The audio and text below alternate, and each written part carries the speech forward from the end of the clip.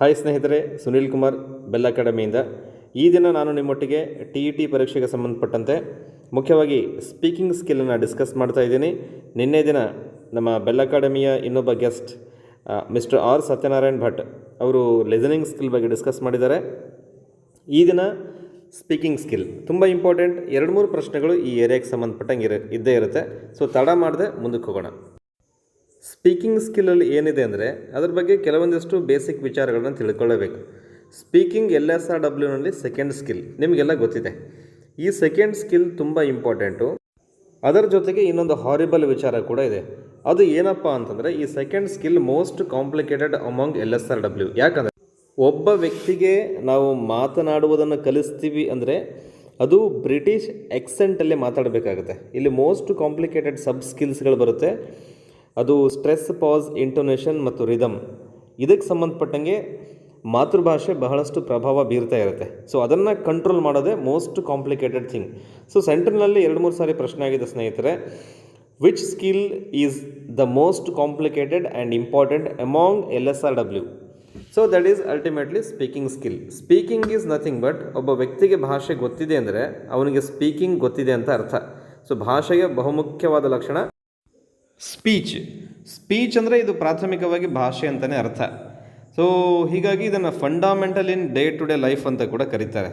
So ನಾವು listening ಮತ್ತು ಸ್ಪೀಕಿಂಗ್ಗೆ ಸಂಬಂಧಪಟ್ಟಂಗೆ ಯಾವುದನ್ನು ಮುಖ್ಯವಾಗಿ ಕನ್ಸಿಡರ್ ಮಾಡಬೇಕು ಅಂದರೆ ಅಂಡರ್ಸ್ಟ್ಯಾಂಡ್ ಅಂತಕ್ಕಂಥ ಅಂಶ ಯಾವ 2 ಸ್ಕಿಲ್ಗಳಿಗೆ ಸಂಬಂಧಪಟ್ಟಿದೆ ಅಂದರೆ that is speaking and listening. ಒಂದು ಸಾರಿ ಸೆಂಟ್ರಲ್ನಲ್ಲಿ ಕ್ವಶನ್ ಆಗಿದೆ, ಪ್ರೊಡ್ಯೂಸಿಂಗ್ ಮೀನಿಂಗ್ಫುಲ್ ಸೌಂಡ್ ಇದು ಯಾವುದಕ್ಕೆ ಸಂಬಂಧಪಟ್ಟಿದ್ದು? That is related with speaking is most complicated ಅಂತಾಗುತ್ತೆ. ಆಲ್ರೆಡಿ ನಾನು ಎಕ್ಸ್ಪ್ಲೇನ್ ಮಾಡಿದ್ದೀನಿ.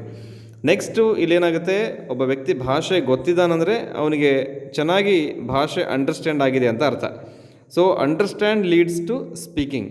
ಒಬ್ಬ ವ್ಯಕ್ತಿಗೆ ಭಾಷೆ ಗೊತ್ತಿದೆ ಅಂದರೆ ಅಂಡರ್ಸ್ಟ್ಯಾಂಡ್ ಆಗಿದೆ ಅಂತ ಅರ್ಥ. ಆ ಅಂಡರ್ಸ್ಟ್ಯಾಂಡ್ ಏನಾಗುತ್ತೆ, ನೆಕ್ಸ್ಟು ಸ್ಪೀಕಿಂಗ್ ಸ್ಕಿಲ್ಲನ್ನು ಪ್ರಮೋಟ್ ಮಾಡುತ್ತೆ. ಸೊ ಇಲ್ಲಿ ಇದು ಓರಲ್ ಆಗಿ ಇದನ್ನು ಪ್ರಾಕ್ಟೀಸ್ ಮಾಡಬೇಕಾಗತ್ತೆ. ಸೊ ಇದರೊಟ್ಟಿಗೆ ಇನ್ನೊಂದು ಕ್ವಶನ್ ಬರುತ್ತೆ, ನೀವು ಸ್ನೇಹಿತರೆ ಗಮನಿಸ್ಬೋದು. ಓರಲ್ ಫೌಂಡೇಶನ್ ಇದ್ದರೆ ಅಂದರೆ ಭಾಷೆ ಚೆನ್ನಾಗಿ ಆ ವ್ಯಕ್ತಿ ಮಾತನಾಡುತ್ತಿದ್ದರೆ, if a person speaks it fluently or in a good manner, so ಯಾವ 2 ನೆಕ್ಸ್ಟ್ ಸ್ಕಿಲ್ಗಳು ಡೆವಲಪ್ ಆಗುತ್ತೆ ಅಂದರೆ ಸಮರ್ಥವಾಗಿ ಆ 2 ಸ್ಕಿಲ್ಗಳನ್ನು ಕಲಿಬಹುದು. ಇದೊಂದು ಪ್ರಶ್ನೆ ಆಗುತ್ತೆ. That is ultimately reading and writing. So next ಬಂದು ಭಾಷೆಯನ್ನು ಪ್ರೊಡ್ಯೂಸ್ ಮಾಡೋದು ಹೇಗೆ?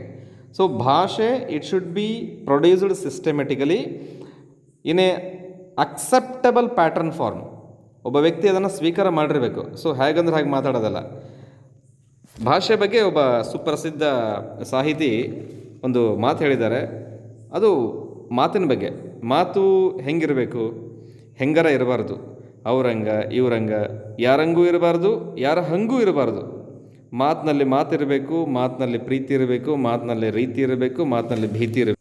ಇದು TETಗೆ ಬರಲ್ಲ, ಆದರೆ ನಮ್ಮ ವ್ಯಕ್ತಿತ್ವಕ್ಕೆ, ನಮ್ಮ ಜೀವನಕ್ಕಂತೂ ಸಹಾಯ ಆಗುತ್ತೆ. ಕೇಳಿದ್ದಕ್ಕೆ ಧನ್ಯವಾದ. ಮತ್ತು ಮುಂದುವರೆದು ಇನ್ನೊಂದು ವಿಚಾರ ಹೇಳಬೇಕಾಗತ್ತೆ. ಕರೆಕ್ಟ್ ಸೌಂಡ್ಗಳನ್ನು, ವರ್ಡ್ಗಳನ್ನು, ಸ್ಟ್ರಕ್ಚರ್ಗಳನ್ನು ಎಕ್ಸ್ಪ್ರೆಸ್ ಮಾಡ್ತೇವೆ ನಾವು, ಜಾಟ್ ಡೌನ್ ಮಾಡ್ತೇವೆ, ಅದನ್ನು ಬರೆದಿಟ್ಕೊಳ್ತೇವೆ. ಇದು ಭಾಷೆಗೆ, ಸ್ಪೀಕಿಂಗಿಗೆ ಸಂಬಂಧಪಟ್ಟಂಥ ಇನ್ನೊಂದು ವಿಚಾರ. ಸೊ ಮಾಹಿತಿಯನ್ನು ಇನ್ನೊಬ್ಬ ವ್ಯಕ್ತಿಗೆ ರವಾನಿಸ್ತೇವೆ through sound, words or any other structure. There must be one person to receive it. Pronunciation ಇದಕ್ಕೆ ಸಂಬಂಧಪಟ್ಟಂಗೆ ಒಬ್ಬ ವ್ಯಕ್ತಿ ಇರಲೇಬೇಕು. ನಾವು ಮೀನಿಂಗನ್ನು ಕನ್ವೆ ಮಾಡ್ತೇವೆ. ಕನ್ವೆ ಮಾಡಲಿಕ್ಕಿರೋ ಒಂದು ಮೀಡಿಯಮ್ ಅಂದರೆ ಅದು ಮಾತು. ಸೊ ಮಾತು ಅಪ್ರೋಪ್ರಿಯೇಟ್ ರೆಸ್ಪಾನ್ಸಿಗಾಗಿ ಇರತಕ್ಕಂಥ ಒಂದು ಸಾಧನ. ಒಂದು ಸಾರಿ ಕ್ವಶನ್ ಆಗಿದೆ, ಮಕ್ಕಳಿಗೆ ನಾವು ಚೆನ್ನಾಗಿ ಮಾತು ಕಲಿಸ್ಬೇಕಂದ್ರೆ ಏನು ಮಾಡಿಸ್ಬೇಕು sir? We should give pronunciation practice. So ಕಿವಿಗೆ ತರಬೇತಿ ಕೊಡಬೇಕು. That is called ear training ಅಂತಾರೆ. That is called ear training. ಮಕ್ಕಳಿಗೆ ಇವುಗಳನ್ನು ಚೆನ್ನಾಗಿ ಇಯರ್ ಟ್ರೈನಿಂಗ್ ಮಾಡಿಸ್ಬೇಕು. ಮಿನಿಮಲ್ ಪೇರ್ಸ್ಗಳನ್ನು ಕಿವಿ ಮೇಲೆ ಬೀಳಿಸ್ತಾ, ಮಿನಿಮಲ್ ಪೇರ್ಸ್ಗಳನ್ನು ಅವರು ಬಳಸೋ ಹಾಗೆ ಮಾಡ್ತಾ, ದೆನ್ ಅವರು ಬಳಸಿದ್ದನ್ನು ಸ್ವಲ್ಪ ಟೈಮ್ ಕೊಟ್ಟರೆ ಅದು ಏನಾಗುತ್ತೆ, ಸ್ಕೀಮಾದಲ್ಲಿ ಶಾಶ್ವತವಾಗಿ ಪರ್ಮನೆಂಟ್ ಮೆಮೊರಿಯಾಗಿ ಉಳಿಯುತ್ತೆ. ಅದರೊಟ್ಟಿಗೆ ನೆಕ್ಸ್ಟ್ ಪ್ರೋಸೆಸ್ ಏನು ಮಾಡ್ತಾರೆ ಮಕ್ಕಳು, ವೊಕ್ಯಾಬುಲರಿನ ಡೆವಲಪ್ ಮಾಡ್ಕೋತಾರೆ. ನೋಡಿ ಸ್ನೇಹಿತರೆ, ಇಲ್ಲಿ LS ಆದ ತಕ್ಷಣವೇ ಸಪೋರ್ಟಿವ್ ಆಗಿ ಒಂದು ಅಂಶ ಬರುತ್ತೆ, that is vocabulary. Speaking develop ಆದ ತಕ್ಷಣವೇ ನೆಕ್ಸ್ಟ್ ಡೆವಲಪ್ ಆಗೋದು ವೊಕ್ಯಾಬುಲರಿ. ಮತ್ತು ಗ್ರಾಮರ್ನ ಕೆಲವು ಅಂಶಗಳನ್ನು ಮಕ್ಕಳು ಕಲಿತಾರೆ ಅಂಥೇಳಿ ನಾಮ್ ಚಾಮ್ಸ್ಕಿಯವರು ಒಂದು ಕಡೆಗೆ ಹೇಳ್ತಾರೆ. ಸೊ ಇದಿಷ್ಟು ಒಂದು ಚಿಕ್ಕ ವಿಚಾರ ಬೇಕಾಗುತ್ತೆ TET ಎಕ್ಸಾಮಿನೇಷನ್ಗೆ. ಹಾಗಾದರೆ what is to be taught initially ಅಂತ ಒಂದು ಪ್ರಶ್ನೆ ಬರುತ್ತೆ. ಸೊ ನಾವು ಮಕ್ಕಳಿಗೆ ಸ್ಪೀಚನ್ನು ಕಲಿಸ್ತಿದ್ದೀವಿ ಅಂದರೆ, ಆ ಸ್ಪೀಕಿಂಗ್ ಸ್ಕಿಲ್ಲನ್ನು ಪ್ರಮೋಟ್ ಮಾಡ್ತಿದ್ದೀವಿ ಅಂದರೆ, ಮಕ್ಕಳಿಗೆ ಮುಖ್ಯವಾಗಿ ನಾವು ಶಬ್ದಗಳನ್ನು ಪ್ರಮೋಟ್ ಮಾಡೋದಲ್ಲ, ಅದ್ರ ಬದಲಿಗೆ ಸೌಂಡ್, ಸ್ಟ್ರೆಸ್, ಇಂಟೋನೇಷನ್ಗಳನ್ನು ಫಸ್ಟ್ ಕಲಿಸ್ಬೇಕಾಗತ್ತೆ. ಸೊ ಇನ್ನೊಂದು ಚಾಲೆಂಜಿಂಗ್ ಇದೆ. ಸೊ ಒಂದು ಸಾರಿ ಎಲ್ಲೋ ಒಂದು ಕ್ವಶನ್ ಆಗಿರಬೇಕು, ನನಗೆ ನೆನಪಿಲ್ಲ ಎಲ್ಲ ಎಕ್ಸಾಕ್ಟ್ಲಿ ಅಂಥೇಳಿ, ಸೆಂಟ್ರಲ್ ಆರ್ ಸ್ಟೇಟ್. ಸೊ ಮಾತೃಭಾಷೆಯ ಎಕ್ಸೆಂಟ್ಗಳು ಇಂಗ್ಲೀಷಿನ ಭಾಷೆಯಂತೆ ಇಲ್ಲ. They are not similarly, there is no similarity, ಸಾಮ್ಯತೆ ಇಲ್ಲ ಸೌಂಡ್ಗಳಲ್ಲಿ.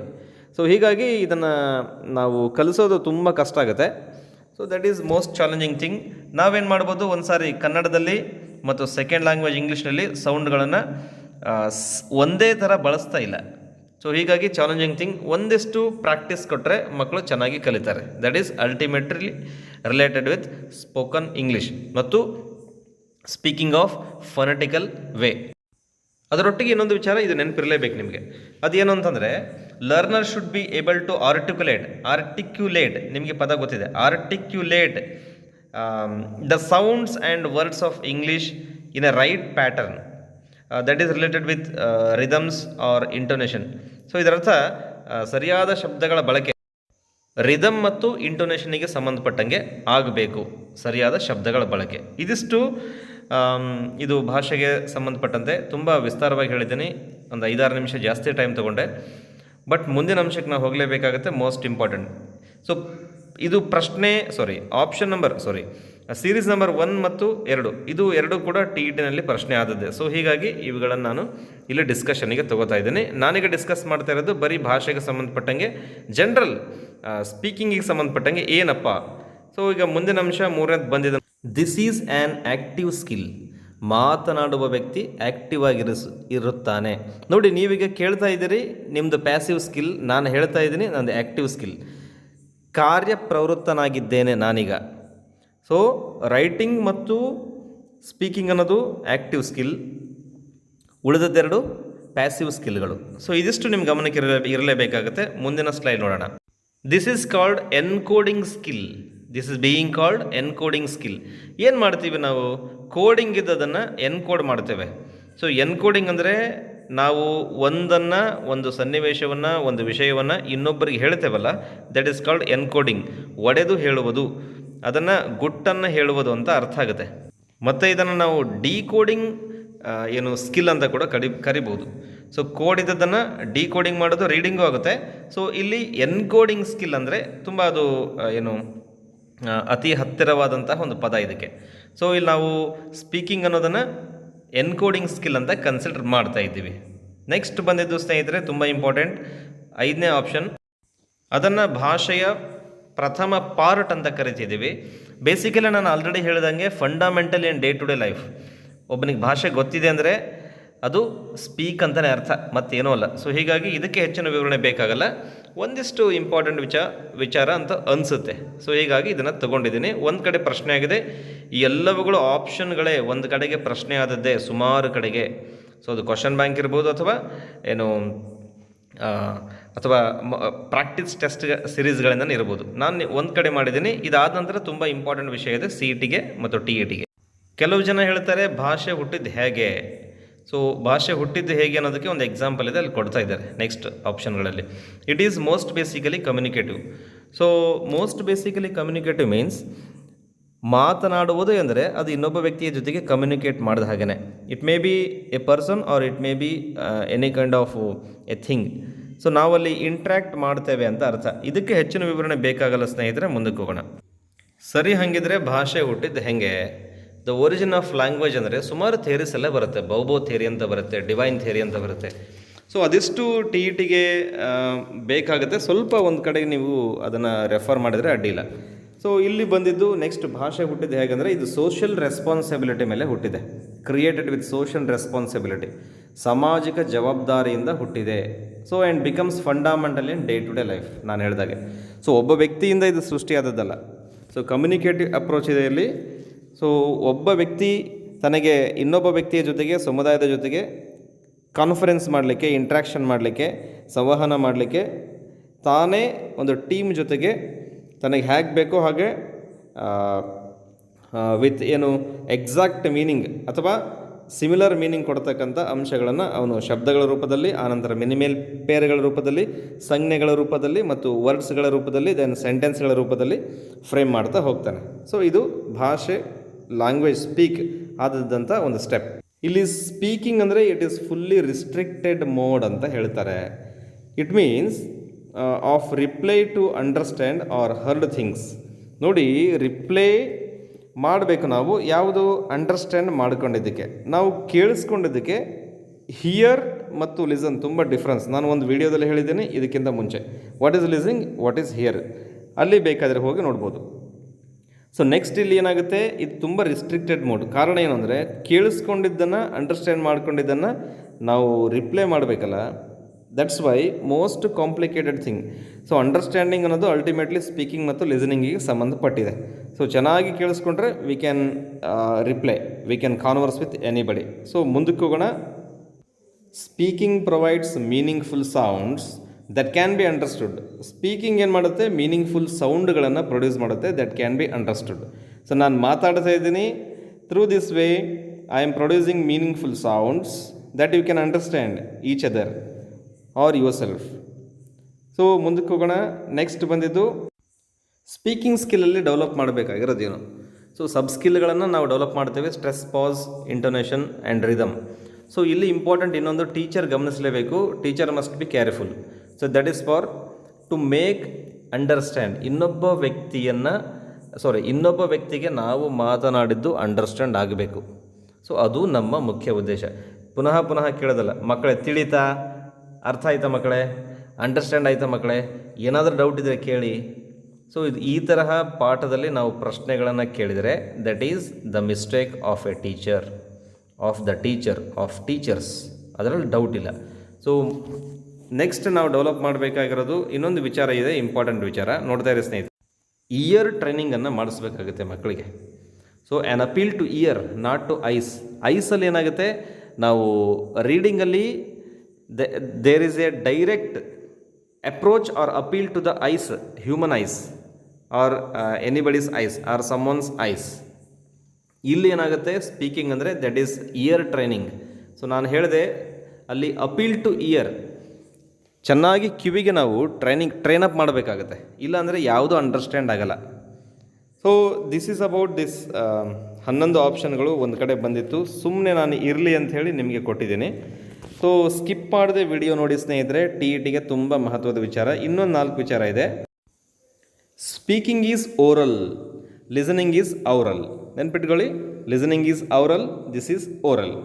ಸೊ ನೆಕ್ಸ್ಟ್ ಬಂದಿದ್ದು ಇನ್ನೊಂದು ಪಾಯಿಂಟ್ ಹಾಕಿದ್ದೀನಿ, ತುಂಬ ಇಂಪಾರ್ಟೆಂಟ್, ನೋಡ್ತಾ ಇರಿ. ಅದು ಏನಪ್ಪ ಅಂತಂದರೆ ಸೌಂಡಿಗೆ ಸಂಬಂಧಪಟ್ಟಿದೆ. ನೋಡಿ, ಬರೀ ಸೌಂಡ್ಗಳನ್ನು ಪ್ರೊಡ್ಯೂಸ್ ಮಾಡೋದಲ್ಲ, ತುಂಬ ಕಾಂಪ್ಲೆಕ್ಸ್ ಐಡಿಯಾಗಳಿವೆ. ಯಾಕಂದರೆ ಇಲ್ಲಿ ಫೊನೆಟಿಕ್ಸ್ ಅಂತ ಒಂದು ಬರುತ್ತೆ. So that directly influences on mother tongue of A child are the child. So ಹೀಗಾಗಿ ಮೋಸ್ಟ್ ಕಾಂಪ್ಲಿಕೇಟೆಡ್ ಥಿಂಗ್, ಇದನ್ನು ಚೆನ್ನಾಗಿ ಪ್ರಮೋಟ್ ಮಾಡಬೇಕಾಗುತ್ತೆ. ಟೀಚರ್ ರೆಸ್ಪಾನ್ಸಿಬಿಲಿಟಿ ಕೂಡ ಹೌದು. ನೆಕ್ಸ್ಟ್ ಬಂದಿದೆ ಸ್ನೇಹಿತರೆ, ಏನು ಇನ್ನೊಂದು ವಿಚಾರ ಇದೆ, ನೋಡ್ತಾ ಇರಿ. ಒಬ್ಬ ವ್ಯಕ್ತಿಗೆ ಅಂಡರ್ಸ್ಟ್ಯಾಂಡ್ ಆಗಬೇಕು, ಅಷ್ಟು ನಾವು ಮಾತಾಡಿಬಿಟ್ರೆ ಸಾಕಾಗುತ್ತೆ. ಸೊ ದಟ್ ಈಸ್ ಸ್ಪೀಕಿಂಗ್ ಸಂಬಂಧಪಟ್ಟಂಥ ಇನ್ನೊಂದು ವಿಚಾರ. ಸೊ ಸ್ಪೀಕಿಂಗಿನ ಮುಖ್ಯ ಪರ್ಪೋಸ್ ಏನಂದರೆ, ಇನ್ನೊಬ್ಬ ವ್ಯಕ್ತಿಗೆ ಅರ್ಥ ಆಗಬೇಕು, ಅಂಡರ್ಸ್ಟ್ಯಾಂಡ್ ಆಗಬೇಕು, ಗ್ರಹಿಕೆ ಆಗಬೇಕು. ಸೊ ಇಷ್ಟಾದರೆ ಸಾಕು. ಸೊ ಸ್ಪೀಕಿಂಗ್ ಅಂದರೆ ದಟ್ ಈಸ್ ಅಲ್ಟಿಮೇಟ್ಲಿ ಅಂಡರ್ಸ್ಟ್ಯಾಂಡಿಂಗ್. ನೆನಪಿರಲಿ, ಕನ್ನಡದಲ್ಲಿ ಏನು ಅರ್ಥ ಕೊಡುತ್ತಾನೋ ಗೊತ್ತಿಲ್ಲ ನನಗೆ. ಸೊ ಸ್ವಲ್ಪ ಗಮನ ಕೊಡಿ. Speaking is related with understanding. Next ಬಂದಿದ್ದ ಸ್ನೇಹಿತರೆ, ನಾನು ಮುಂದಿನ ವೀಡಿಯೋದಲ್ಲಿ ನಿಮಗಾಗಿ ಮೇಯ್ನ್ ಇಂಪಾರ್ಟೆಂಟ್ ವಿಷಯಗಳು ಯಾವುದು, aims and objectives of speaking English. ಮಕ್ಕಳಲ್ಲಿ ನಾವು ಯಾವ ತರಹದ ಸ್ಪೀಕಿಂಗ್ ಏಮ್ಸ್ಗಳನ್ನು ಇಟ್ಟುಕೊಂಡು ನಾವು ಡೆವಲಪ್ ಮಾಡಬೇಕು, ಅದನ್ನು ಕಲಿಸ್ತಾ ಇದ್ದೀನಿ. ಅಲ್ಲಿ ಬರ್ತಕ್ಕಂಥ ಸಬ್ ಸ್ಕಿಲ್ಗಳು ಯಾವುದಿದೆ ಅದರ ಬಗ್ಗೆ ಡಿಸ್ಕಸ್ ಮಾಡ್ತಾ ಇದ್ದೀನಿ. ಮತ್ತು ಈ ಸಬ್ ಸ್ಕಿಲ್ಗಳಲ್ಲಿ ಯಾವುದೆಲ್ಲ ಪ್ರಶ್ನೆ ಆಗಿದೆ, ಯಾವ ಸಬ್ ಸ್ಕಿಲ್ ಇಂಪಾರ್ಟೆಂಟ್, ಸೊ ಕಾಂಪೋನೆಂಟ್ ಯಾವುದು, ಸಬ್ ಸ್ಕಿಲ್ ಯಾವುದು, ಡಿಸ್ಕಸ್ ಮಾಡ್ತಾ ಹೋಗೋಣ. ಸೊ ಮತ್ತು importance of speech habit. So ನಮ್ಗೆ ಗೊತ್ತಿದೆ, ಡಿಪಾರ್ಟ್ಮೆಂಟಲ್ಲಿ ಕೆಲವು ಸಾರಿ ಪ್ರಶ್ನೆ ಆಗುತ್ತೆ, TET ಮತ್ತು KSETಗಳಲ್ಲಿ. ಸೊ ಏನು ಸ್ಪೀಚ್ ಹ್ಯಾಬಿಟ್ ಇದು, ವಾಟ್ ಈಸ್ ಸ್ಪೀಚ್ ಹ್ಯಾಬಿಟ್, ಇದ್ರ ಬಗ್ಗೆ ನಾನು ಇಂಪಾರ್ಟೆಂಟ್ ವಿಷಯಗಳನ್ನು ಡಿಸ್ಕಸ್ ಮಾಡ್ತಾ ಇದ್ದೀನಿ. ಸೊ ಅದರೊಟ್ಟಿಗೆ ಇನ್ನೊಂದು ಬರ್ತಾ ಇರೋದು ಇವ್ಯಾಲ್ಯುವೇಷನ್ ಪ್ರೊಸೆಸ್, ಇವ್ಯಾಲ್ಯುವೇಷನನ್ನು ಕೂಡ ಡಿಸ್ಕಸ್ ಮಾಡ್ತಾ ಇದ್ದೀನಿ. ಮತ್ತು ಅದರ ಜೊತೆಗೆ ಯಾವೆಲ್ಲ ಪ್ರಶ್ನೆಗಳು ಈ ಹಿಂದೆ ಆಗಿದೆ ಅನ್ನೋದನ್ನು ಕೂಡ ಡಿಸ್ಕಸ್ ಮಾಡ್ತಾ ಇದ್ದೀನಿ. ಸ್ಕಿಪ್ ಮಾಡಿದೆ ನಮ್ಮ ವಿಡಿಯೋ ಮತ್ತು ನಮ್ಮ ಚಾನಲ್ ನೋಡಿ ಅಂತ ಹೇಳ್ತಾ ಇದ್ದೀನಿ. ಇದು ನನ್ನ ಕಡೆಯಿಂದ ರಿಕ್ವೆಸ್ಟ್ ನಿಮಗೆ, ದಯವಿಟ್ಟು ಯಾರು ಈ ಒಂದು TET ಅವಕಾಶವನ್ನು ಕಳ್ಕೊಬೇಡಿ. ಯಾಕಂದರೆ ಮುಂಬರ್ತಕ್ಕಂಥ ಎಕ್ಸಾಮಿನೇಷನ್ಗಳಲ್ಲಿ ನಿಮಗೆ ಬಹಳಷ್ಟು ಇನ್ನೂ ಕಠಿಣವಾದಂತಹ ಅಗ್ನಿ ಪರೀಕ್ಷೆ GPSTRನಲ್ಲಿದೆ. ಸೊ ಹೀಗಾಗಿ ಇಂಗ್ಲೀಷ್ ಟೀಚರ್ ಆಗ್ತಕ್ಕಂಥ ಯಾವುದೇ ವ್ಯಕ್ತಿ ಕೂಡ ಈ ಯಾವ ಅಂಶಗಳನ್ನು ಕೂಡ ನೀವು ಮಿಸ್ ಮಾಡ್ತಕ್ಕದ್ದಲ್ಲ. ಬೇಸಿಕ್ಕಾಗಿ ನಿಮಗೆ GPSTRನಲ್ಲಿ ಇದ್ದೇ ಇರುತ್ತೆ. ಸೊ ಹೀಗಾಗಿ TET ಮತ್ತು GPSTR ಬರೀತಕ್ಕಂಥ ಎಲ್ಲ ವಿದ್ಯಾರ್ಥಿಗಳಿಗೆ ನಮ್ಮ ಕಡೆಯಿಂದ ಏನು ಬೇಕೋ ಅದೆಲ್ಲ ಸಹಾಯ ಇದ್ದೇ ಇರುತ್ತೆ. ಸೊ ಈಗಾಗಲೇ GPSTR ರಿಕ್ರೂಟ್ಮೆಂಟಿಗೆ ಸಂಬಂಧಪಟ್ಟಂಗೆ ನಾವು ಇಂಗ್ಲೀಷ್ ಪೇಪರ್ 1 ಮತ್ತು ಪೇಪರ್ 2 ಬ್ಯಾಚನ್ನು ಸ್ಟಾರ್ಟ್ ಮಾಡಿದ್ದೀವಿ. ಬೆಲ್ ಅಕಾಡೆಮಿ ಅಂತಕ್ಕಂಥ ಮೊಬೈಲ್ ಆ್ಯಪಲ್ಲಿ. ಇಷ್ಟ ಇದ್ದರೆ ಜಾಯ್ನ್ ಆಗಿ. ಒಳ್ಳೆಯದಾಗಲಿ. Thank you.